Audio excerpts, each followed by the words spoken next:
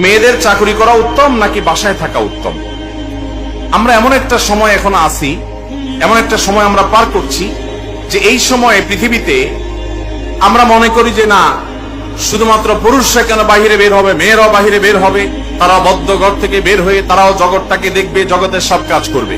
ভাইরা আমার, একজন নারী তিনি ব্যবসা বাণিজ্য বা কাজকামের জন্য পর্দাপোশিদা, ইসলামের গণ্ডি এবং সীমানার শর্তগুলো মেনে যদি তিনি বাহিরে বের হন, সেটা নাজায়েজ না।